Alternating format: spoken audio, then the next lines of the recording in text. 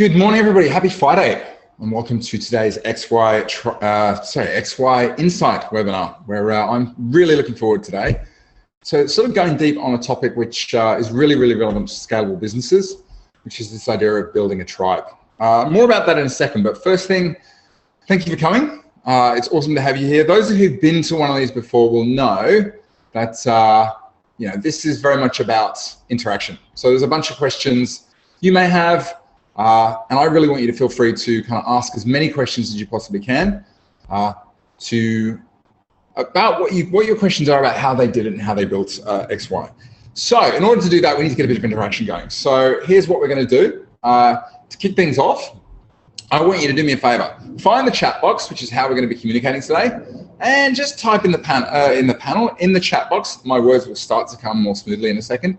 Let me know what's been your biggest win of the week. What's been the one thing you've been happiest with, the one thing that's excited you? So pop it in the chat box and let me know, and that way I'll know that the chat, you know where the chat box is, we've got a bit of communication going, and you're ready and willing to ask questions.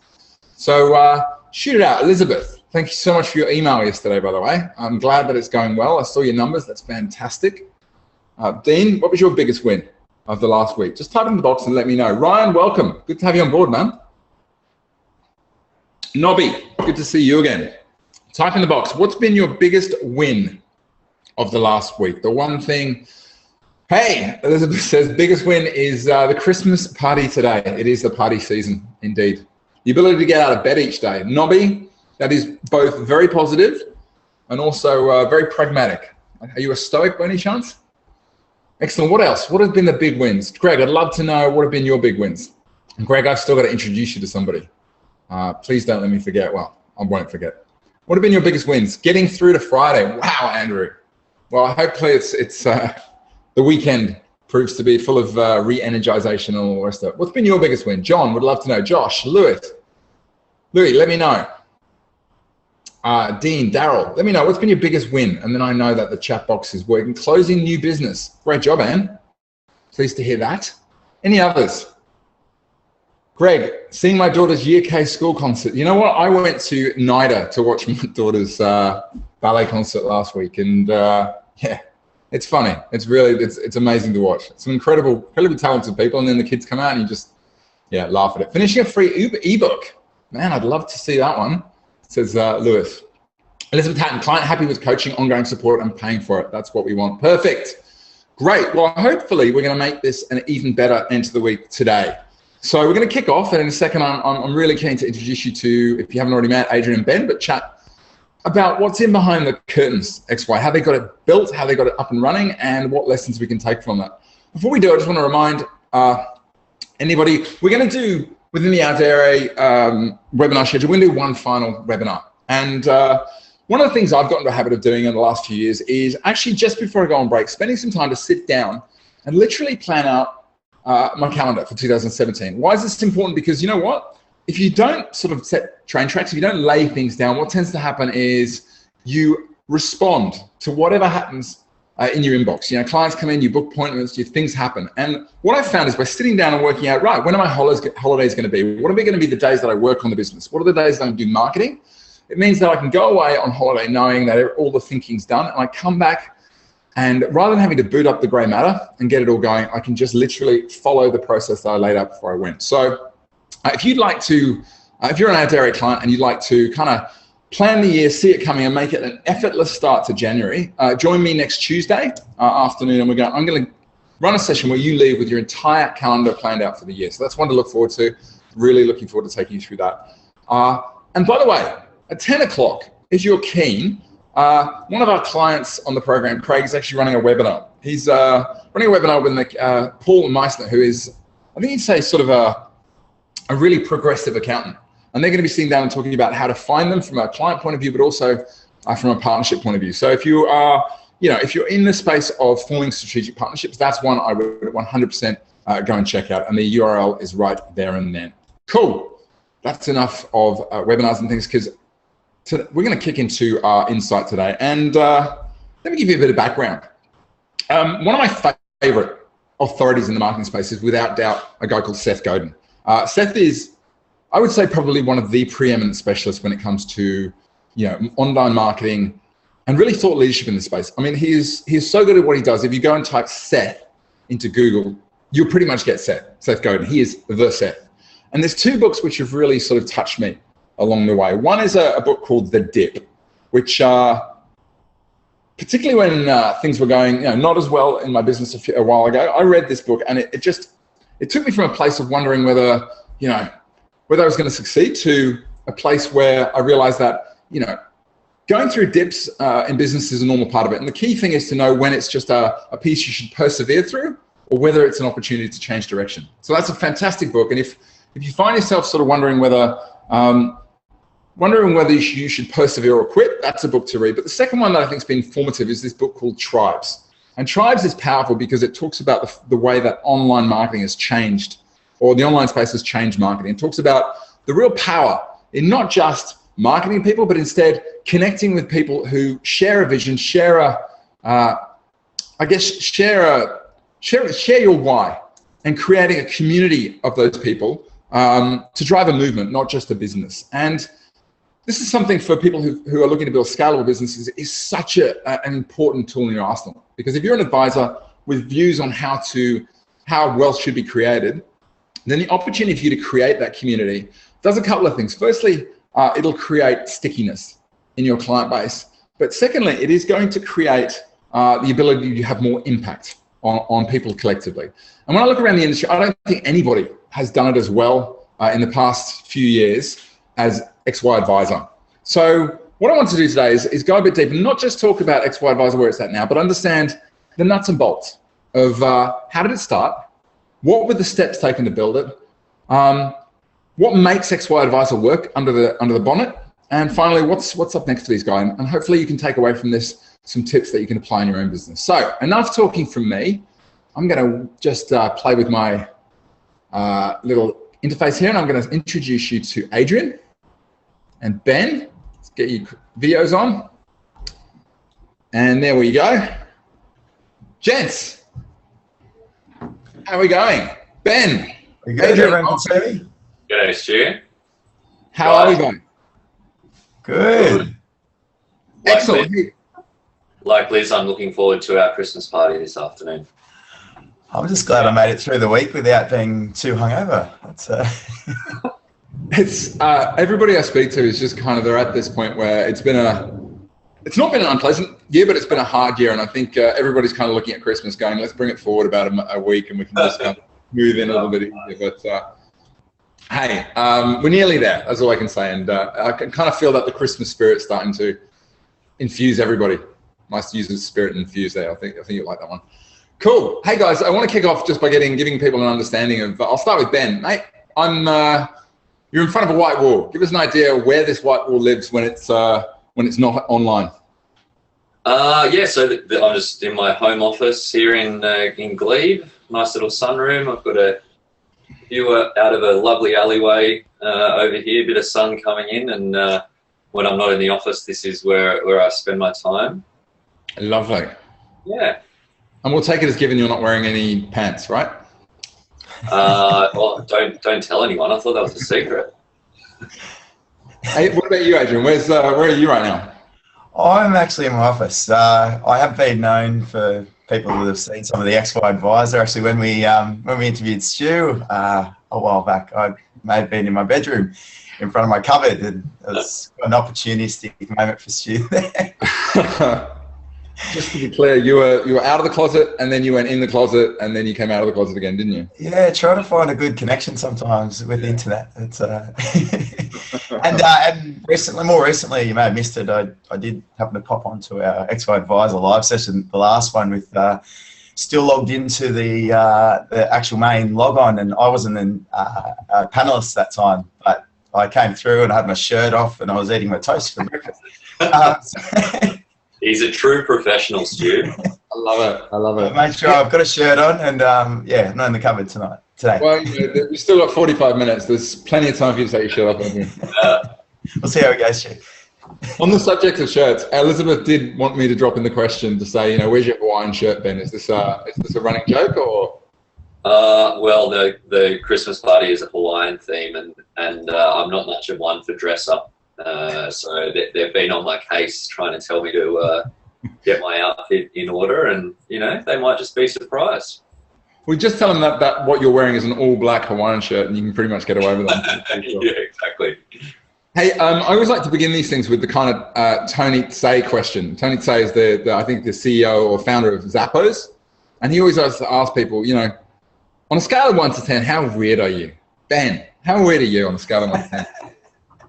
I love this question. Do weird people know that they're weird? I don't feel like that weird. But it's funny, I ask this question to a lot of people, and if you think about the bell curve, most people seem to think they're at about 7. So either the general level of weirdness of the normal person is higher than we realize, or I interview a lot of weird people. I'm not sure what it is. Possibly. How about you? I'd definitely be an outlier. I'd be on one of the tail ends, I'd say, Stu. I'm not going to deceive myself on that one. Fair enough. And I'm taking, Ben, you're just various levels of weird, or? I'm happy to take a 5, Stu. I had to take a 5, love it. Right in the middle. Hey, let's chat a bit about, so we're going to get into talking about X1 and how it launched, but I'd love to get a bit of background as to, what were you doing before XY came about? I mean, Ben, what's your history in financial planning? How did you get to become a financial planner? Well, I sort of, when I was going through uni, I wanted to be a financial advisor, and then that sort of changed when I was at university. You get attracted to I suppose the banking thing is a big thing for finance students at uni. So I'd sort of changed my path, but then when I was applying for jobs, I applied for a number of jobs, some in banking, some in financial advice, and it was, real tough when you're at uni and trying to study and you still don't have a job. So you need to get good marks, and you're doing all the psychometric tests and things that they do these days. So I was so happy when I got my first offer. I just thought, that's it. I'm pulling the pin on everything else. I'm just going to work, because I didn't have any experience in finance. I thought I'd just work for 12 months and get some experience, use it as a stepping stone to something else. But when I got into that role, I just really loved it. I like working with clients. I like the flexibility that advisors get, not so much initially, but after you've been going for a while. And for me, that was something that was really attractive, plus the fact that every day is different, and I'm not much of one for doing the same thing over and over again. So I decided to stick at it, and here we are. Okay, cool. And I've got to ask, man, when did the beard start? Well, this is my self-employed beard. So the first job I had in advice was I suppose what you could call a more traditional financial advice firm. Higher net wealth clients, quite conservative, red ties, all that sort of stuff. And I always wanted to grow a beard, and I kept asking the MD, and he said that he would fire me if I did. But then I got made redundant anyway, so I thought, well, that's it. So I'm going to grow a beard. And then I had quite a groomed beard for a period, and then I started my own business, and away you go. There you go. Mate, you wear it well. And I think some of the things we talk about is if you can get your business to a place where it matches your kind of style, then it's going to be your business. So, I just love seeing advisors with beards. It's awesome. Anyway, Adrian, how about you? I know you're a bit of a serial entrepreneur, so I'm really keen to hear your route in. Yeah, geez. Well, originally, I guess, I worked in financial services in my younger days. I did social science at university, didn't really know what I was doing, and got my way into a DF, diploma of financial planning, and worked in a financial planning practice for a little bit. And then went into client service, sales support, and various roles, and went overseas for a while, and came back and decided I wanted to have my own business. I wasn't exactly sure what it was. I'd sort of thought about financial planning in the past and done studies relating to it, and came across AMP Horizons. Yep. And ended up going through that program, and a lot of people go through that program and they got the option to start their own practice or do their just move into an existing practice. But I did not waver the whole time. I was pretty stubborn about wanting to have my own thing, because I found out pretty early on that I wasn't very employable. I managed to keep jobs. I didn't get let go like Ben did, but but the thing that I didn't really work with me is that I wanted to be the boss, and yeah, that didn't really work in a hierarchical standard business structure. So yeah, I wanted to go learn the hard way and figure out everything on my own. So I started my own practice after that, and then started to get a bit distracted along the way. Yeah.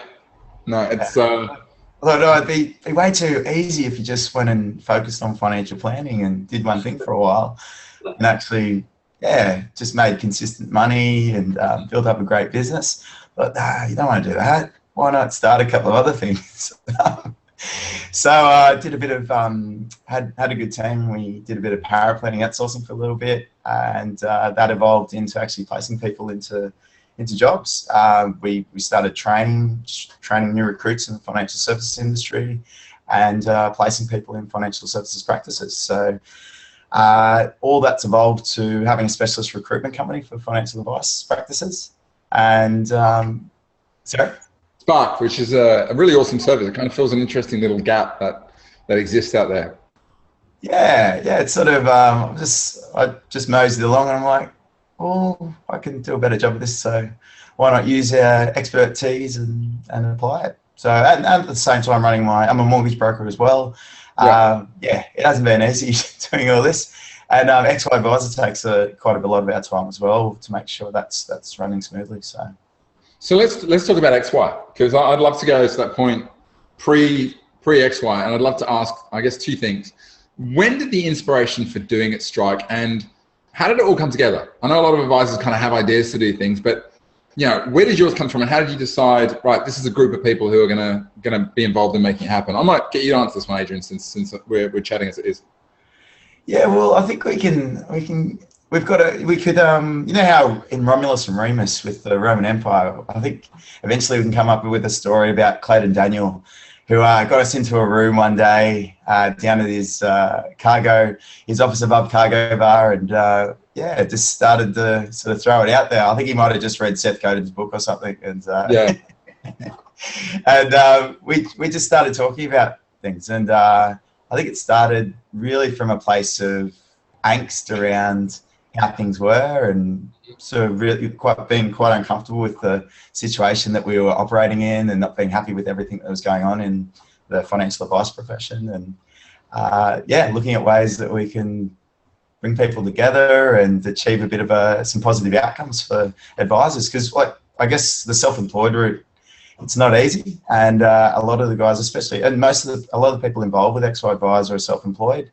And they get so much value out of all the sharing that goes on. So we'd have a bit of a network that was sharing and learning so much off each other. And we just talking around, you see so many people that don't have that opportunity. And it was really just to grow and help that sort of evolve. I might throw over to Ben to sort of add a bit more to that.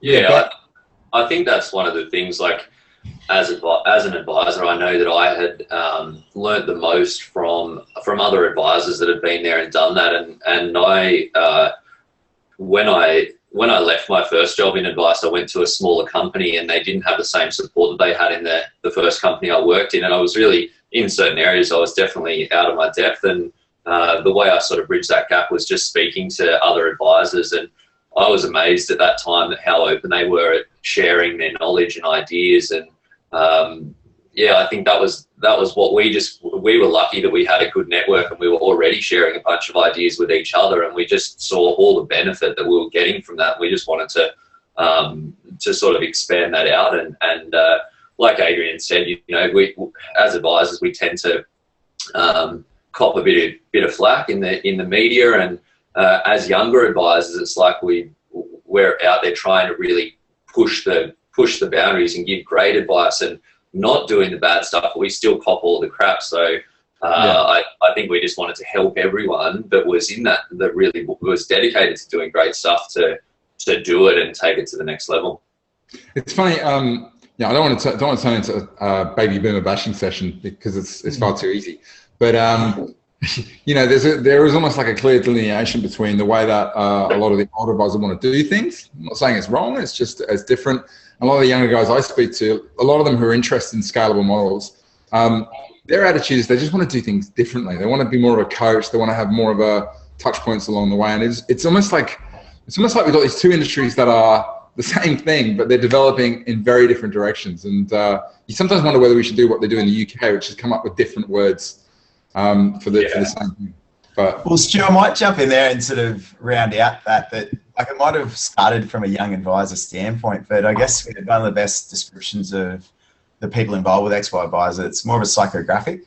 So we've got all ages involved, and the main thing that people need the mentality is really that they want to change. They want to do things differently. They want to improve, and they don't want to be complacent about how they've done things and how they do things. They just want to always improve and change how they do things. So I think it's a really good point. Yeah, it's probably easy and lazy to get caught into talking about older advisors and younger advisors. The reality is we're talking about a mindset shift or a way of doing things. Exactly. Yeah. Cool. Hey, I want to. So you get together in a room. I don't know why it's not switching over to me, but we'll leave it at that. You get together in a room. You make a decision that you want to do things a little bit differently. You all agree that let's do something. We'll call it XY. Was it called XY from the start? Just out of interest? Yeah, it was actually. Yeah. Okay. What were the first steps? How do you go from let's do something with this to how do we get it going? What were the first things you did? Ben, I might hand this one over to you, mate. Well, I think this is where Clayton Daniel, who was one of was the guy that basically put everyone in that first room. One of his strong suits is, if anyone doesn't know Clayton, he thinks sort of like up here. But basically, I think that the best way to get things done is to just start doing things, and that's what we did. But the first event that we ran was Clayton just organised with Brad Fox from the AFA to come and speak to the guys in the room, and that was really where it kicked off. I think we hadn't really done anything. It's not like we said we're going to start this community and do all of these things. It was just we just put Clayton organised Brad to speak. We got everyone in a room, and that was it. Everyone just loved it. It was great. It was a great night, great network there, like great people in the room. And after that, we were so surprised as to how well it went and the feedback that we got after, and how many people came up that we thought there's definitely people want this. So then we just built on it from there. Cool. Adrian, do you want to add anything? Yeah, I guess, well, the topic that we actually ran with for that night was what would advice look like if it started today? And which was really interesting at the time, sort of, you want to jump in there, Stu? No, go. Man, it's such a good topic. I've heard it. Yeah, because it's like a lot of stuff that's done we're constantly reacting to decisions that were previously made, structures that are already there. If you were looking at a blank sheet, how would you do things? So, yeah, it was cool. Like Brad's amazing. He really he's so insightful, and even when he's off the cuff, it was a really great session. And I think one thing to add to what Ben was saying is that I think the social side of it is what keeps XY Advisor so strong, because it was such a social. It's a very strong part of what we do. So we'll have great content, but then it evolves into drinks and some amazing sharing that goes on after. So off the back of that first catch up, you just had all this cohesive activity going on where some guy talked to another guy, all these coffee dates happening off the back of that. So quick question I really want to ask. The nuts and bolts of it. How many people were there? How did you actually get people to come? Was it going out and talking to them? Did you send an email? How did you publicize how did you publicize to get people in the room for that first time? Ben or Adrian? Go, Adrian, please answer. Well, before we started, we said, Stu, you got to tell us who you want to talk, because we talk over the top of each other the whole time. We just pretty much went out to our network. Like we were all quite social sort of guys within at that time, even being early on. I had a network from Horizons, and Ben had quite a network from where he'd previously worked, as well as the other guys that were involved. So we pretty much just emailed out, called a couple of people and just said, should come along. This is going to be pretty cool. And It's started with quite a group of friends and all people that were advisors and in the industry. How many in total? I think early on there was probably around 30. We sort of started with a. Is that right? Yeah, I think the first event we had just over 40, and we didn't really have any expectations as to we didn't think that many people would actually come. So we didn't set any targets, but after that we thought, well, there's a real sort of want for this stuff, and after that we started with being financial planners, we all love a good target or a good goal, and after that we built on it from there. So the next one, we got a venue with a capacity of 60 because the room with 43 people or whatever it was pretty packed and pretty hot. We found a venue with a capacity for 60, and then we hit 60. The next one we hit 80, and then it was 100. And then now we try to keep it at 100, but we do 100 every time. So every event since the first one, we've hit our capacity and just sort of build on it from there. The full day event that we ran last year, we had over 200 people, which I think was 220, which was our capacity as well. So just sort of we just continue to build. And so let me get this right. It's a progressive expansion of get some people, get some more people, other than just going for 200 people in a room. And by the sounds of it, it was driven by choose a topic where there is a common pain or interest and get some speakers to come along and give their time, and speakers people want to hear from. That's basically, it sounds like the ingredients. Is that right? Yeah, relevant content. That's I guess one of the first sessions we had was Ben and another advisor, Chris Bates, up there just battling it out around fees, which is awesome. Like just a couple of advisors talking about the pros and cons of their different fee schedules, and yeah, it's good. It was competitive. It was exciting, and then they shook hands at the end, which is good.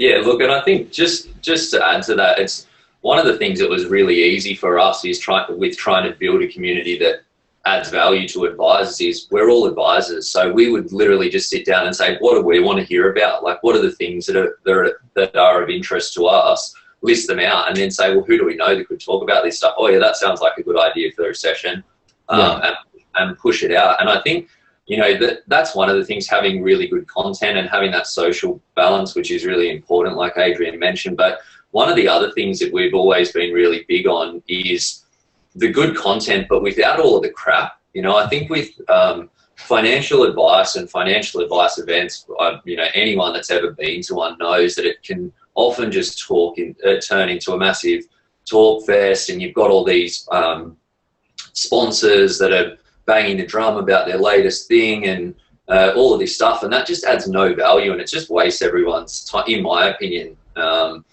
People don't go to events to hear about products. Any advisor that's worth their salt, if they're in their business, if there's a new product or there's something that fits with their clients, they seek out that knowledge, they figure it out, and then they figure out whether they're going to use it or not. They don't need someone at a conference or an event to tell them about the latest and greatest, right? So we were always about let's keep that right out of it all from the start. And we've had great support from partners because we didn't have any money, but we're just sort of doing it out of love, really. But we partnered with organisations that were happy to support what we were doing, but we've never we don't let BDMs introduce sessions. We don't let them control what we say.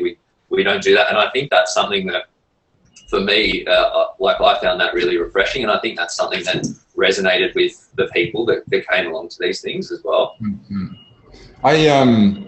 I've had the opportunity to do a lot of work with businesses on seminars or authority marketing. I think there's a lot of mistake that businesses make is they try and lead with the sales pitch.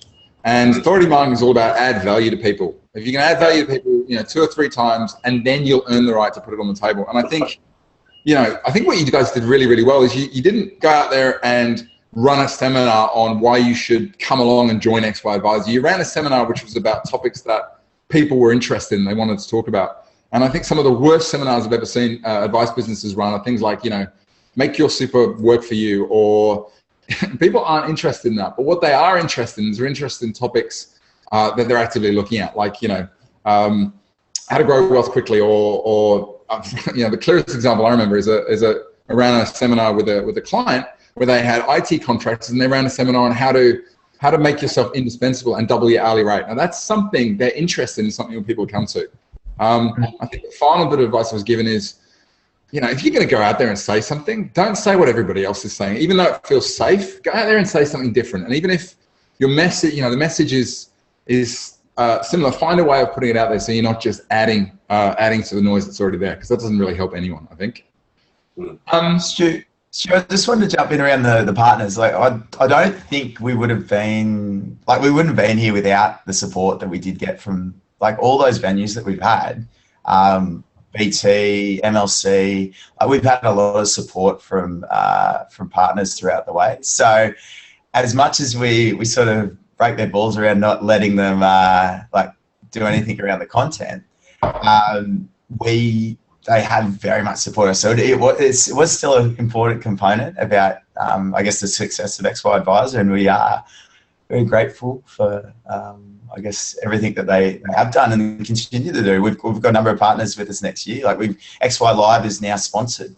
So so that's a big part of how we've gone. But I might add in, I think a good way to sort of extrapolate for advisors in terms of how they could grow, and linking up with your point before, is just we didn't have a membership. There's not really any membership. It was just come along, come and get some value, enjoy yourself.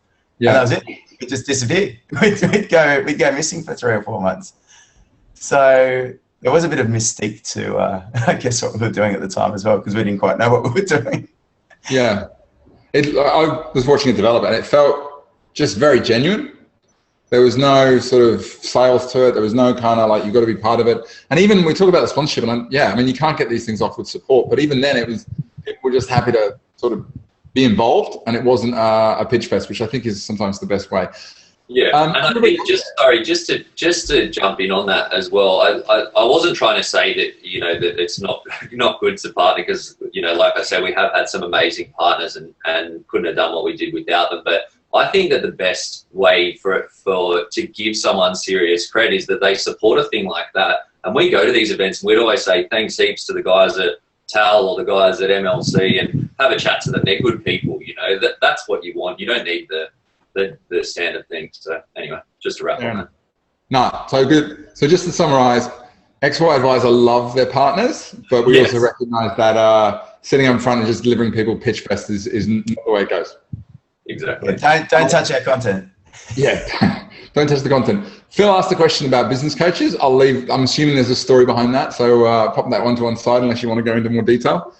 I think he's just being provocative. I think he might be, eh? I look forward to sort of following your post on LinkedIn, Phil. It's going to be a lot of fun from now on. Hey, during the startup phase and getting it going, what were the other events? What were the other touch points that you ran in order to get the momentum and get ultimately from 40 people in a room to 220 people sold out? What were the things you did? Adrian. Yeah, well, we got a lot better at, I guess, communicating. We sort of got on board with social media and started to use it for, we built a LinkedIn group. So we started to have people join there. We got an email list together. So we started to have people actually be added to the email list. And we didn't send much out. It was just only when we had something to say, we'd send out something for the event. And then I guess we'd lean on our partners again, actually. If you think about how many BDMs are out in the network, they've been fantastic, because you talk to them about what we're doing, and they're like, that's really cool. I'm going to tell a few advisors. Even business coaches like yourself, Stu. People like yourselves have been really good. It's just sort of, if people liked what they were hearing from us, they'd help us share that message. And it's almost like, we just say guerrilla marketing to an extent, because we never really, there's no outright advertising. It was just, just telling people to come. It's easy to recommend something when it's good quality and you believe in it. It just makes the whole process a lot easier as well, I think. Ben, did you want to add anything? Yeah, no, I think that was pretty much the journey. We started just doing really the events. Then we started that LinkedIn group and sharing some ideas through there.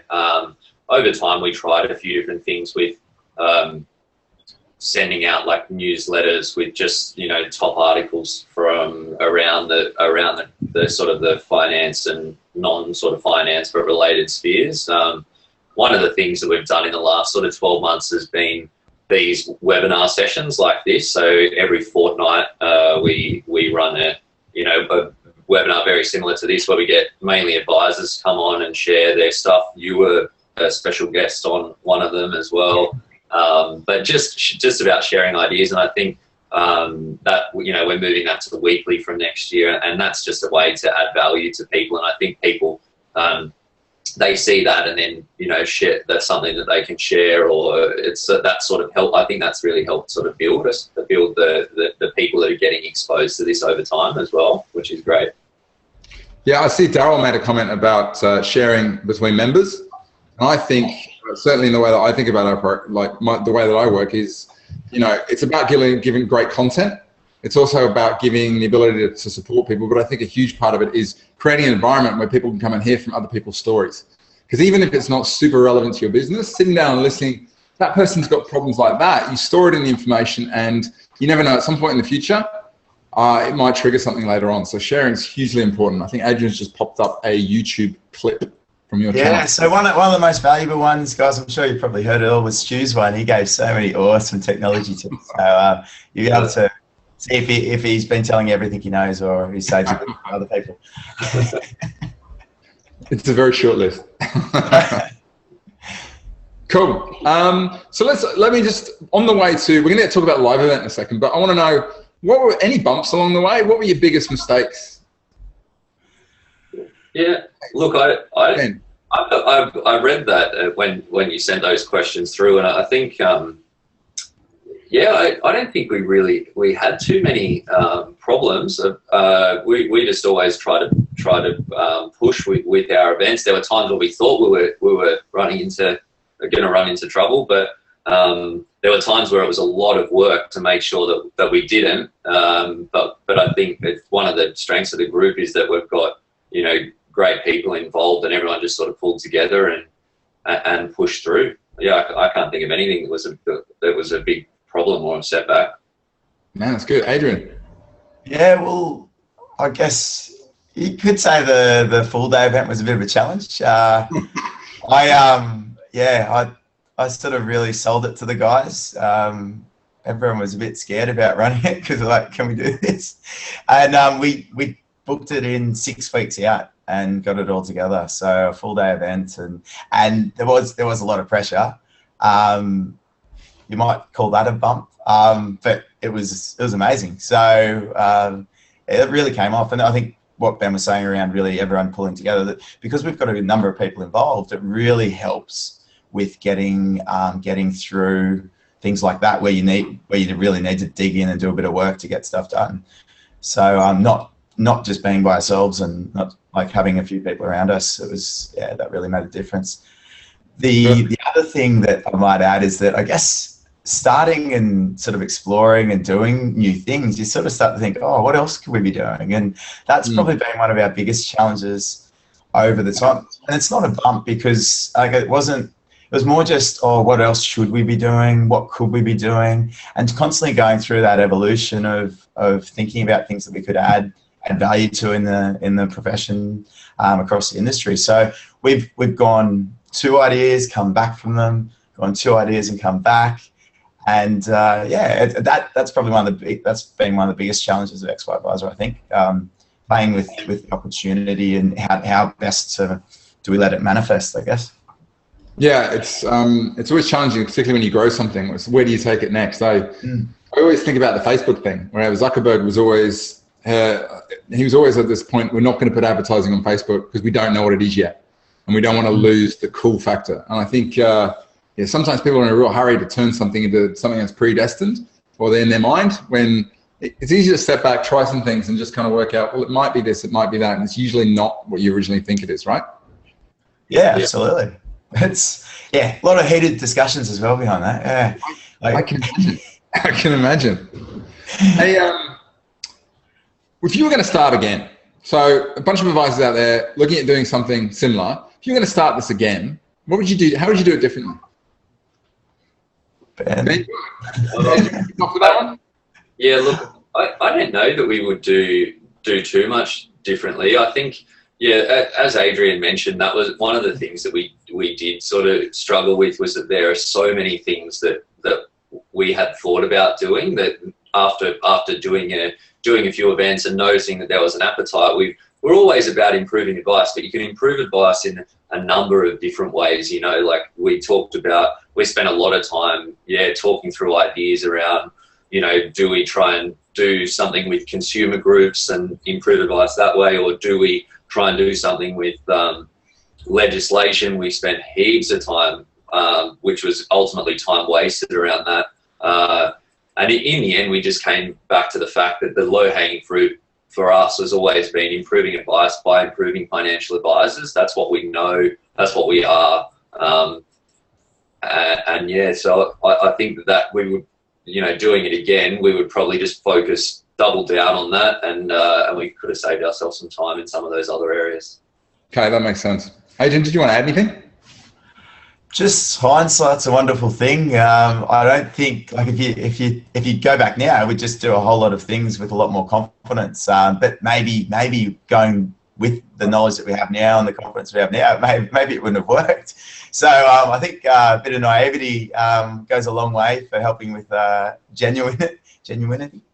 Totally. It's funny, but just sometimes I work with advisors, and they just sit there playing with this and playing around that, and sometimes you just got to go, do you know what, get it done to a certain point, and then just dump it on the world and see what happens. Because one of my favorite quotes is, no business or idea survives first contact with the customer or the client.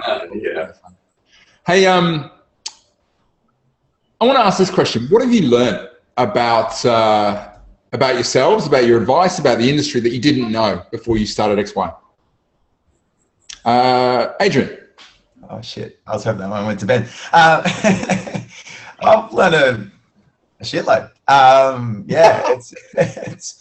It's probably the technical term for it. I guess the way, I think when I first started out, you'd look at everything that was going on, and you felt quite powerless. And I think that's one of the things that where XY Advisor came from as well. That all this activity was going on, and you didn't seem to have any control over how you were affected or what you could be doing. And that was a really strong feeling that XY Advisor came from as well, I think.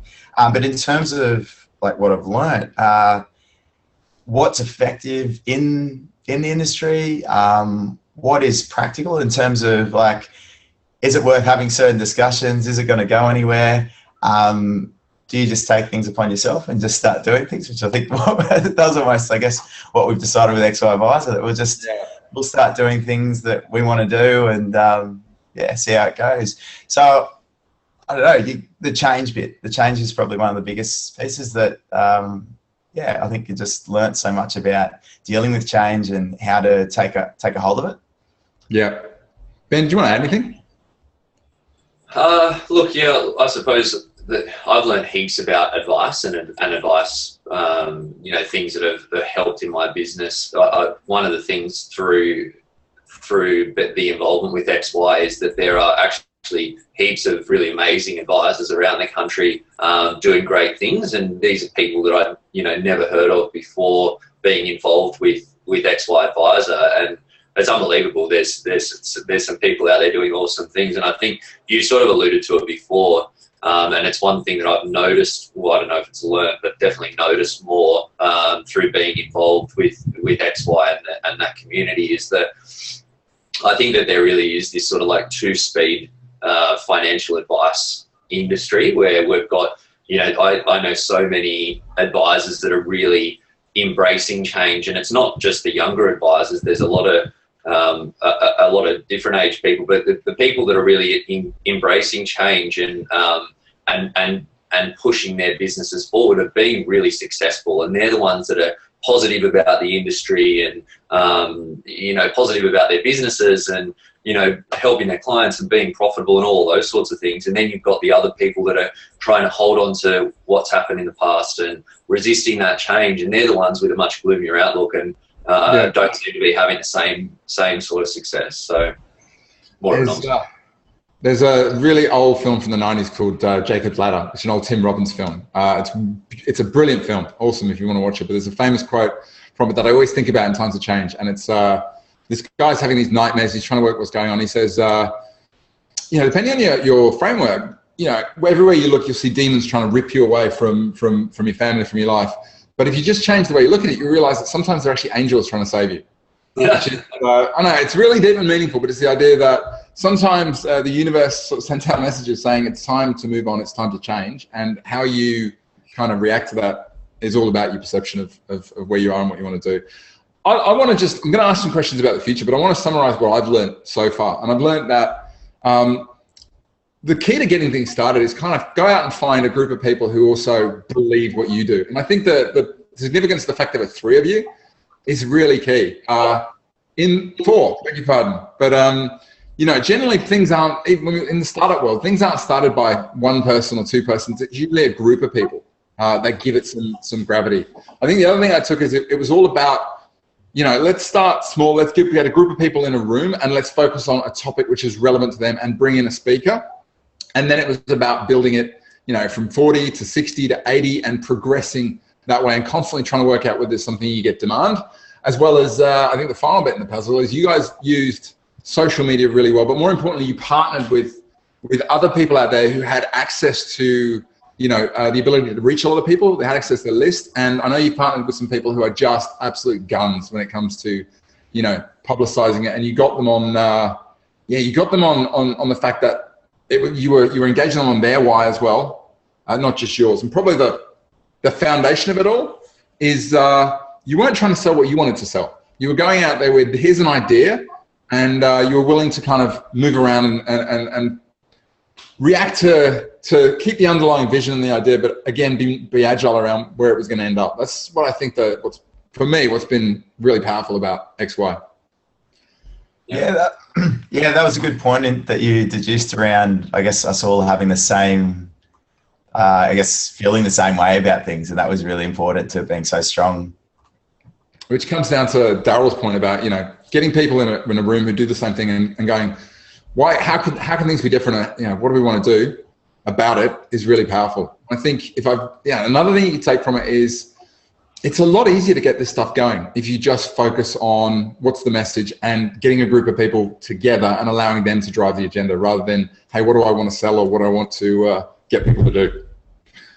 Hey, what's the next steps? Adrian, you're on the screen. So what's next for you guys?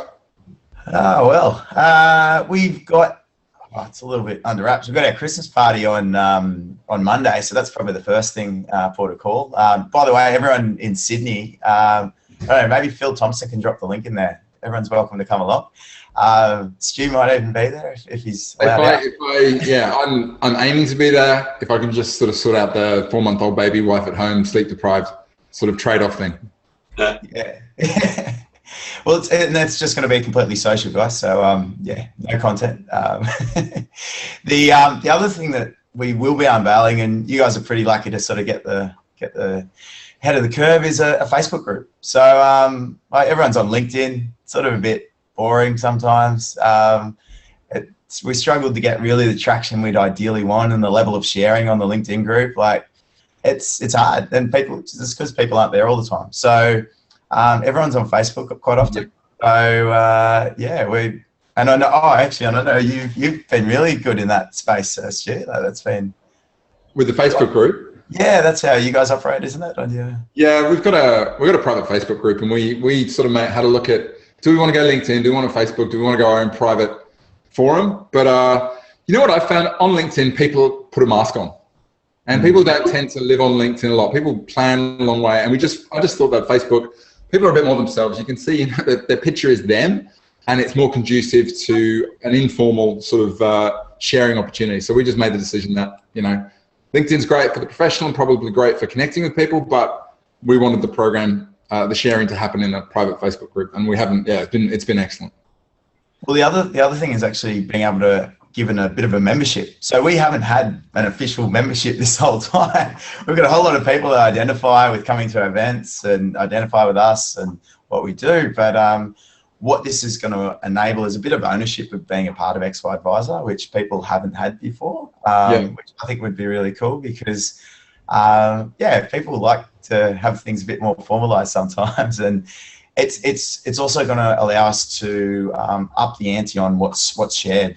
So in terms of like what's been happening with XY Live, digital's amazing. It's a real good scalable way to get things out there and get messages out there. So we want to actually, things like I'll be putting up my whole fee schedule evolution and what's happened there. Yeah. Ben will be sharing his amazing marketing, client engagement content and things like that. And the whole idea is that we'll be encouraging advisors to do the same. It's a philosophy of abundance. Your IP, it's great, but it's not going to hurt you if another advisor gets to see it and improves their business.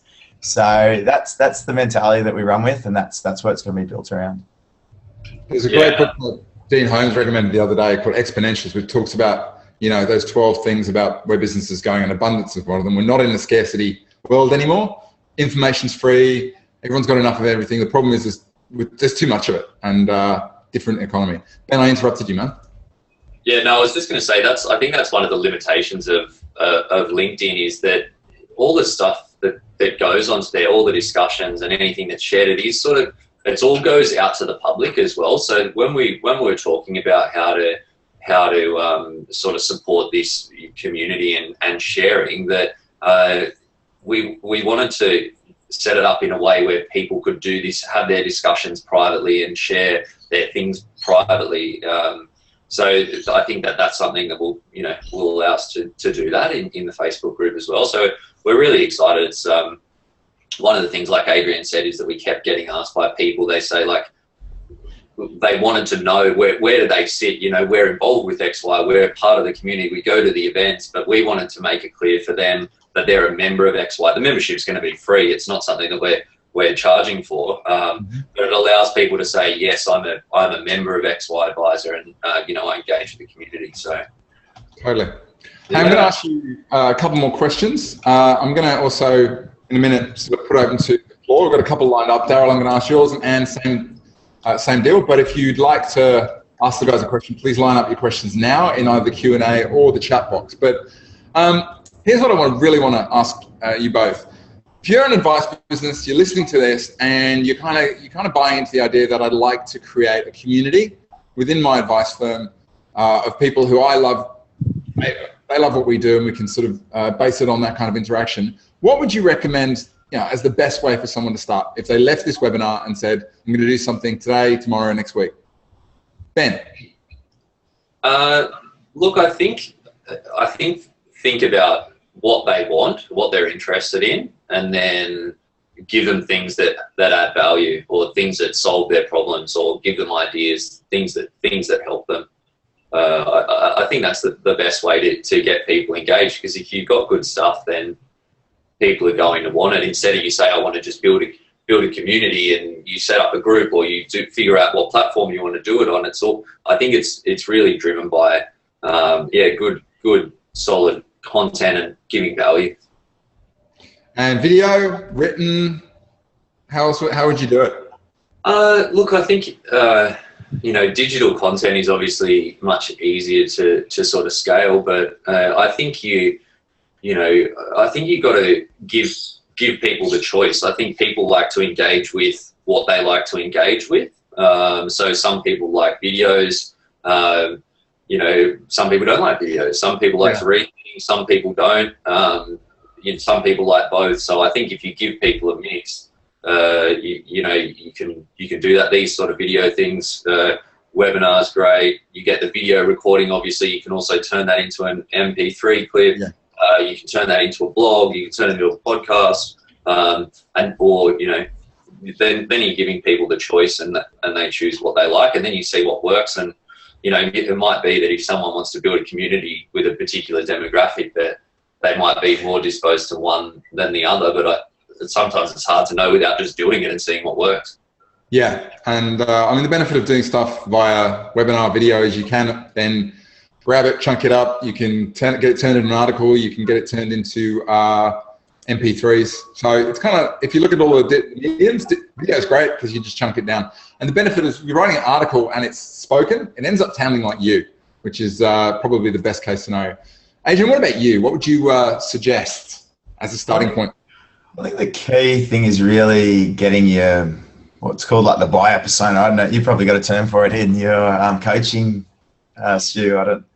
Yeah, look, what do you call it? A client avatar. Yeah. Yep. It's basically knowing who you want to talk to the point where you can actually talk about things they care about and sound like them.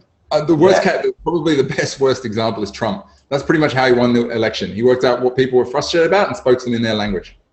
Yeah, absolutely. I think that was why XY Advisors evolved so well, is because we are our own market. We intensely understand what we want and what our challenges are, all our concerns, that whole avatar piece. We completely understand it. We understood it from the start. Yeah. So that's the challenge for an advisor to go out to a specific target market, is that it's because they aren't that person necessarily. It makes it's a bit more of a challenge, but getting as good around that piece is probably the first bit. Like that's because the rest will follow. If you know what their concerns are, you know what content to give them. Like it's the delivery method. Like there's a range of different delivery methods, but if the content's not bang on, something unique, something different, really talking to what they're after, then it's just going to flop. No matter how good, how many channels you go out there, and how many people you get to that first session, if it doesn't speak to them, you're not really going to get much further engagement. Totally. Of all the things I get pushed back on, niching, or it's just the one that everybody goes, oh, it doesn't make sense. But you know what? If you don't know who your target client is and you try and market to them, you're making it so much harder for yourself. And by definition, you're 90% of the time you're talking about stuff you want to talk about instead of stuff that's interesting to them. So yeah, if anything, stop trying to talk to everyone, because you'll end up talking to no one. And just on that, because I've really struggled with this so much over the years, Stu, and I'm still struggling with it, especially in my advice business. But one quote that has been repeated to me by Clayton so often is, your target's not your market. So even though like a lot of guys might have books where they're quite broad, they're dealing with a whole lot of clients just because of how they've operated in the past, it doesn't mean you have to stop dealing with those people. It just means the new people that you're targeting are going to be ones that you really want to work with, and you can still deal with those other people. So that's sort of, I guess, a key thing around that space. Yeah. The end goal is to get to a point where you have got so many of your target clients that you don't have to worry about anybody else, but it doesn't mean you stop talking to everybody. Yeah, and it's really hard, guys. I haven't done it yet. It is hard. It is hard, but do you know what? Funny thing is, it's easier to start that way. It's harder to flip back once you've already gone down the other route. Yep. Hey, I'm going to open to questions, but I want to ask one final question. If people want to know more, if they want to get involved, now what's the one thing, or what's the next step? What would you like people to do when they come off the webinar to get involved with XY? Ben? I just tell them to jump on to the XY Advisor Facebook page. I can't actually, Adrian's wants. Yeah, I can't actually put it in the chat box, but maybe Adrian can put it in there. I'll send her a link. And he just jumped in and said, that's the XY page, which just happens to be Spark Professionals. Yeah, it was nice. It is a good recruitment, but I'll give him that. You know that all that fake news stuff that everyone's been going on about? But yeah, I think that's if you This is the mailing list I've just popped up there. So you'll get all the notifications. If you go around the site, you'll see the entry for to get on the Facebook. It's not officially launched, so you won't be put in there yet. But as of next week, we'll start to roll that out. And yeah, everyone's invited. If you want to share. Get on the beta list. You can be one of the first people in the room when the Facebook group launches, which means you get to be one of the senior people in the room, which is always nice. So just grab Stu's stuff from his Facebook page and just copy and paste it over to the XY. But keep in mind, he's going to be there, and he'll see if you do that. So. Yeah, well, I'll totally see it. Cool. So get on, register. You got a webinar coming up as well, haven't you? Is it next week or? Yeah, it's really pumped for this one. Vince Scully, myself and Phil Thompson will be interviewing him. I don't know if Phil can pop that one up. Vince is doing some amazing things with his business. Like, forget about an old risk profile. He's using things like psychometric testing to do people's money risk allocation. So really interesting stuff. He's doing a remote business, so all online, lower cost, using heaps of tech. Really cool. So yeah, I mean, this is the thing in the modern day economy. People's free stuff is better than the paid stuff used to be. And was it Tim Ferriss talked about, I think one of his questions he asked himself is, how can I get $100 MBA? Well, these kind of webinars that you guys are running are a really simple way to get educated very cheaply and very quickly. Yeah. Yeah. Hey, okay, let's jump across some questions. So Daryl wanted to know, and thank you for being so vocal, by the way, Daryl. That's been awesome. He wanted to know, are the XY Advisor events only in Sydney? And I think to expand on it, someone asked, Andrew wanted to know, are you considering smaller events in locations like FPA chapters? Who wants to take this one? Yeah, look, I'll jump in. The events that we've done in the past have all been in Sydney because that's where we're all located. We've recently got Phil Thompson, who's on the line. He's been doing a lot of stuff with us, helping out with XY Live, and he is based in Melbourne. So I think June next year we'll be doing our first event down there, which we're all really excited about. At this stage, that's where it's between Sydney and Melbourne, but we're looking to do one in Brisbane in the longer term as well. But then also a lot of our events are online with, the webinars and different things. So anyone can do that from anywhere as well. In terms of the whole chapter thing, I don't think that's probably a path that will go down. I think it can be hard when you spread the net too wide in terms of getting people involved. You can sometimes lose some of that energy. But that being said, when we find awesome people that are completely on the same wavelength, we're happy to get them involved, and that's what Phil's basically our Victoria chapter at the moment, and complete alignment. So perhaps opportunities like that will continue to come up into the future as well. I guess the real opportunity doing something in a Facebook group or something in an interactive webinar is you can get all of the benefits of getting together and networking. Well, not all of the benefits, a lot of the benefits, but you don't have to leave your office. And it kind of makes it a bit more special when potentially you do make the decision to come to Sydney and meet people, not just in your local area, but people all over the place, which is really useful. Exactly. Cool. Anne asked, you've seen XY has a membership model on the web, which is scaled. She wants to know, is this designed around providing advisors with tools and resources to improve their business in more depth, outside of the benefits of being part of a network and sharing? Adrian? That sounds like a good summary. Like the stuff that when we're doing, for example, the blogs for all the earlier XY Lives, we're really focused on, we're so focused on the practical. Like Stu's blog, if you go check it out on the website, it has got like 6 different technology tips that you can go implement in your business right now. Practicality has been a really big focus of XY Advisor. So it is definitely about stuff that you can implement in your business. So I think one of the things that I've always felt isn't done enough is really good representation of ideas, and then the challenge for people to do it themselves, that gap. So, and that's where Stu comes in. So if you can't be bothered to close the gap, go see Stu. But but essentially that's what it's about. It's about going, here's something that's a bit more bite-sized. Another advisor's used it. This is how I use it. Benno, like we're using so much technology. Where do you find the tools?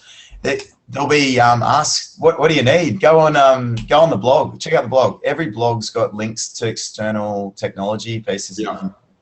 I think. Sorry to interrupt, Adrian. It's worth noting that there is an XY Planning Network, which is different to XY Advisor. XY Planning Network is basically like an advisor a group, I suppose, similar to XY, not just in name, but they're based in the US, and they have a membership model where it's, they provide almost like licensee support to advisors, and in particular new advisors that want to start their business. So those guys have got a paid subscription model where you get access to this community, and they give you marketing support and a number of different things to support your growth. Yeah, which is I think a Michael Kitts over in the States does that, and it's cheap licensing for people who don't want to be part of a fiduciary group or anything like that. But yeah, there's a number of different organizations that do that kind of membership model, myself being one of them. But I actually want to, this is a really opportunity to make a point, which is there's all these tools and stuff out there, and you can grab this and grab that. But I also know that most people who grab the tools and read the blog, they don't do anything about it. And a great quote from Derek Sivers, he turned around and said, information's not the problem. If information was, information is not the solution. If information was the solution, we'd all have, we live in big houses, have $1 billion in the bank and have 6 packs. The reality is the difference between getting it done is what you actually choose to do. And I think to sort of bring it full circle, I think the real difference between why XY exists and more people haven't done it is just simply because you got in a room, you went, what do we believe is wrong with the industry? What do we want to do with it? And then you went out and found a whole bunch of people who felt the same way. And you just continued to work out how can we add value so they come back, they come back, they come back. Next thing you know, you've got the problem of 220 people in the room, and where do we go from here? So the real story of XY is just about people who cared enough to do something and then just find a whole bunch of other people who felt the same way and take it from there. Nice summary, Stu. I like it. Thanks, mate. No, it's been great to watch, and it's funny because Ben and I had a chat, and I put some numbers up which are around 12 months and 500 people, and he was like, "No, it wasn't. It was a bit longer than that, and not quite that many people." But I think I emailed him back and said I was genuinely surprised because I think the level of discussion you've created, the level of awareness, and the profile it's created just seems like it's happened very quickly, and it's been widespread. And I think it's yeah, awesome. Love it. Love coming to your parties. Love drinking your beer. Love chatting to you guys in general. So nice to be done. Always beers. If anyone's unsure, always beers. That's it wouldn't be an XY advisor gathering if there was no alcohol. Definitely. If you're in Sydney on Monday, get along to get along to the gig, because I've been to a couple and I just end up having awesome conversations. One of which with Hardy Aziz. Yeah. We're going to do a project together on Facebook marketing. So that's awesome. It's kind of funny when you go to these events, you meet people and you just never know where it's going to end up. Absolutely. Yeah. Any other questions, ladies and gents? I know we've gone about 8 minutes over, so if you've got any, drop them on the table. I'm just going to quickly have a look through. I think Tamara asked about the staffing business. That's Spark Professional. We talked a bit about abundance. Daryl, totally. Abundance is very much a KPI thing, but it's comes from a whole bunch of people. Seth Godin. It's a very specific way of thinking about marketing on the web that's different from the historical models, which were all about corralling information and controlling IP. I think that's about it. But no more questions coming up. Gents, any final thoughts, any final comments you'd like to make before we head off? Ben? I think that's it's been great. It's been fun to be on the other side of the interview for a change. So it's good, great to share. And I love that last quote, that information is not the solution. I run a number of workshops with my clients, and it's so true, because I think, as a financial advisor, you push all of this information out to clients, and some people try to keep it back, but you push it out, give people the information, and they often do nothing with it, right? We all see it every day. So I think that's awesome. Get in, get it done. Just learn. It's true. As an advisor, share your knowledge, share how you work, share the process, because you work with the people who want you to help them do it, as opposed to people who are just looking out wanting free information. Yeah. Adrian, any more? Yeah, I found this quite reflective, Stu. Thank you. It's sort of, we don't always look back and look at what we've done, but it's it's been nice to sort of recount the journey and share with what we've done and get a pat on the back from you while we're going on. So that was. Man, it's that's the thing about sort of A-type personalities, high achievers. They tend to just set a goal, set the next goal, set the next goal. I think particularly this time of the year, it's an opportunity to kind of step back and go, what are the things that have been good this year? What is the unfinished business? What do I want to be different next year? And take some time just to celebrate, because if you're constantly setting the next goal, then you never get the time to actually kind of validate at the end. And that's a hamster wheel. Cool. That's about it. Anybody who would like to plan out their 2017, clients out there, join me next Tuesday. We're going to do that. But other than that, this kind of feels done. Adrian, Ben, thank you so much for joining me today. Have a great rest of the week. Hopefully see you Monday. Have a great Christmas. Everybody who's come along, thank you for sticking out. Thank you for your questions, and hope it's been a great year, and looking forward to seeing you in 2017. Take care. Cheers, guys. Bye. Awesome. Cheers.